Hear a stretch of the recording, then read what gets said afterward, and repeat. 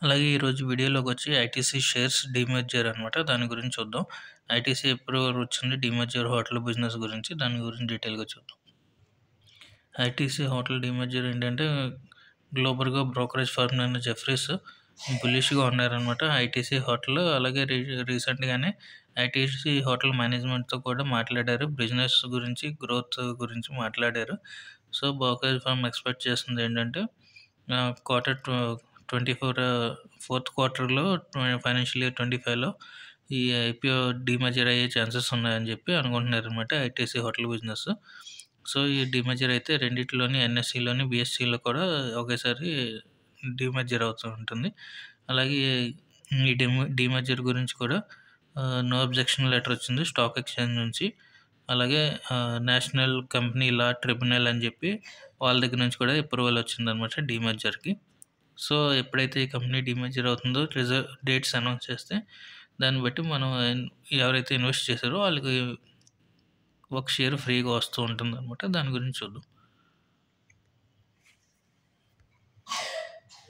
ITC hotel demerger ratio ఏంటంటే ఎవరైతే shares hold చేస్తారో 10 షేర్స్ ఐటీసీ లిమిటెడ్లో వాళ్ళకి ఒక షేర్ ఫ్రీగా వస్తుందన్నమాట. ఐటీసీ హోటల్ లిమిటెడ్ అని డీమెర్జర్ అయిన తర్వాత రికార్డ్ డేట్తో అనౌన్స్ చేసిన తర్వాత కంపెనీ ఎలిజిబిలిటీ వస్తుందన్నమాట. దీని గురించి ఓవరాల్గా ఐటీసీ హోటల్ బిజినెస్ గురించి చూసుకుంటే ఏంటంటే ఇప్పుడు ప్రస్తుతానికి ఉన్నవి కరెంట్గా మార్కెట్లో చూసుకుంటే 140 హోటల్స్ ఉన్నాయి. అలాగే 13,000 తాళాలు ఉన్నాయన్నమాట. దాన్ని ఇంకా ఇంక్రీజ్ చేసి 200 హోటల్స్ చేద్దాం అనుకుంటున్నారు. అలాగే 18,000 కీస్ కూడా చేద్దాం అనుకుంటున్నారు అనమాట వీళ్ళ target. So, actually ITC hotels అన్నది 1975లో స్టార్ట్ అయింది. అప్పుడు 90 డెస్టినేషన్స్ హోటల్స్ ద్వారా స్టార్ట్ అయిందనమాట. కంపెనీలో 6 హోటల్ బ్రాండ్స్ ఉన్నాయి. ఐటీసీ మెంటోస్ అని, వెల్కమ్ హోటల్ అని, స్టోరీ అని, ఫార్చ్యూన్ అని, వెల్కమ్ హెరిటేజ్ అని చెప్పి చాలా రకరకాల బ్రాండ్ నేమ్స్‌తో ఐటీసీ హోటల్ బిజినెస్ రన్ అవుతుందనమాట. హోటల్ బిజినెస్ రికార్డ్ చూసుకుంటే 15% ఇయర్ ఆన్ ఇయర్ జంప్ అవుతూనే ఉంది.